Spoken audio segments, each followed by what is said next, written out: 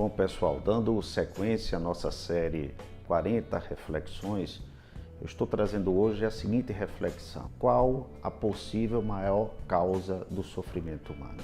Para tanto, eu vou usar inicialmente uma citação importante do Arthur Schopenhauer, quando ele menciona a mente como representação do mundo. A seguinte citação: não existe, ou o homem não conhece, sol algum ou terra alguma, mas apenas o olho que vê o sol ou a mão que toca a terra. Ou seja, o conhecimento que nós temos do mundo não é do mundo em si, mas o que a nossa mente como espelho pode refletir sobre este mundo ou refletir do mundo sobre nós mesmos. Isso perpassa justamente que a nossa percepção ela está banhada pelas nossas crenças, pela nossa cosmovisão, pelas nossas experiências de vida. E isso coaduna com uma outra observação importante de uma escola pré-socrática, que é o estoicismo, com base no pensamento de Epíteto, quando coloca o seguinte termo: muitas das vezes o sofrimento humano não está no fato ou na coisa em si, mas na interpretação que nós construímos a respeito dela. Essa mesma citação estoica que coincide com a de Arthur Schopenhauer, que dá ênfase à nossa mente como causa do nosso sofrimento, nós encontramos também numa outra passagem poética de Fernando Pessoa: o que é tudo senão o que de tudo nós pensamos. Observe que essas três citações de perspectivas diferentes, elas convergem para um ponto em que eu quero me concentrar e que aqui eu vou fazer um outro apanhamento e uma outra importante contribuição, que é de Sigmund Freud, quando ele coloca o seguinte aspecto: três são as possíveis causas de sofrimento humano, já conhecidas. A primeira causa, quando o homem é avassalado pelos desastres naturais, a natureza como uma ameaça. E nós encontramos isso no fato histórico do terremoto conhecido em Lisboa de 1755, que matou 80 mil pessoas, enquanto elas todas estavam distribuídas em festividades religiosas e todas elas foram tragadas pelo terremoto, que teve um subsequente tsunami.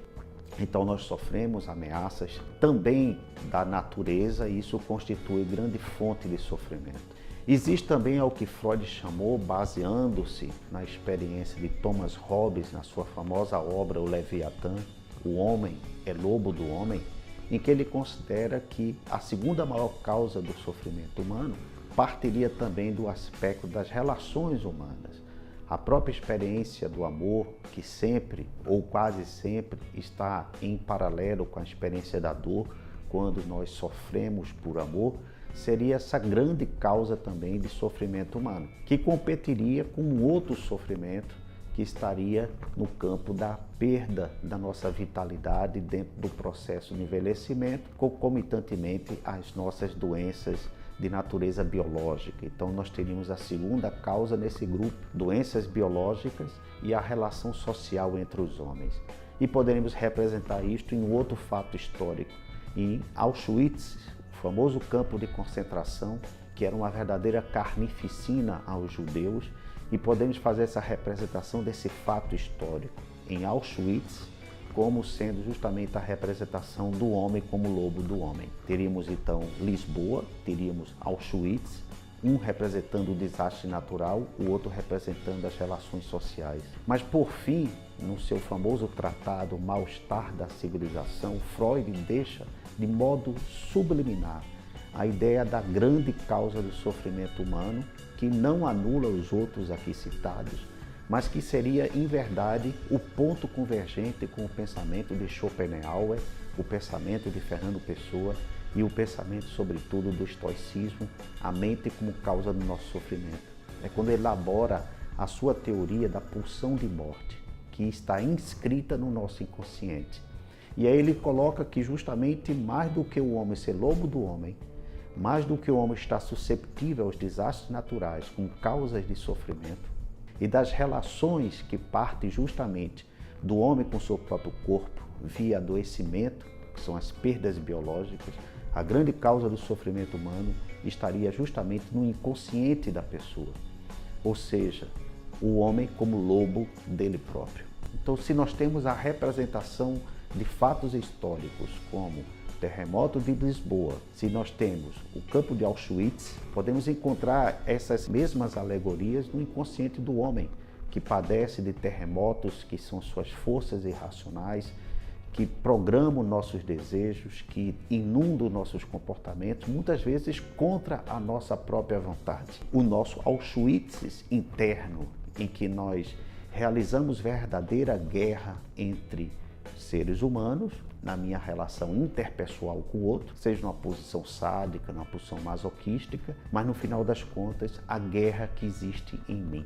Esse flagrante que eu gostaria de mencionar, a mente como provável causa maior do sofrimento humano, ela bate também com alguns outros estudos importantes da sociologia, em que Zygmunt Bauman, que é um polonês que realizou grande estudo a respeito do comportamento social dentro do seu conceito metafórico de sociedade líquida, tempos líquidos, modernidade líquida, amor líquido, e segue toda a sua literatura inspirada nessa alegoria da ideia do líquido, como a ideia de que é uma sociedade que os valores estão se liquefando, estão se perdendo em consistência, é que nós podemos tirar outro significado importante, porque Zygmunt Bauman faz um estudo baseado também na literatura freudiana, onde que Sigmund Freud fazia o estudo na sua época das grandes anomalias neuróticas.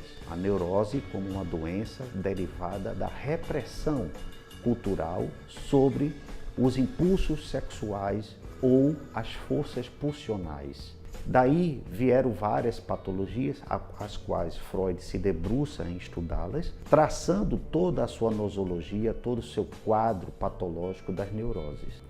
Mas aí teríamos a civilização e a cultura como fatores de repressão, justamente a sexualidade ou a libido. Para Bauman, nós mudamos um pouco essa posição do pêndulo em que se concentrava antes na busca do homem pela segurança, instituída pelo Estado, instituída pela cultura, em repressão à liberdade. Era a nossa opção naquele tempo a segurança. Portanto, nós reprimíamos nossas forças libidinais, acarretando as neuroses, e que hoje o pêndulo mudou de direção, saindo da segurança em busca da liberdade. E essa liberdade de que nós gozamos hoje é uma liberdade que também não deixa de promover outras doenças diferentes das neuróticas, que são originárias da repressão da libido, da repressão da manifestação da vontade própria do indivíduo, para doenças narcísicas, que são as doenças originárias justamente do excesso de liberdade, da permissividade, onde tudo é possível, onde você tem muitas opções e, portanto, termina se perdendo. Então parece que nós não conseguimos fazer um ajuste entre segurança e liberdade que estaria no nível daquilo que Freud chamou da utopia, o lugar bom, que não existe. A relação entre segurança e liberdade estaria mais no campo da, digamos, utopia, lugar nenhum, que é o que hoje leva as pessoas ao sofrimento.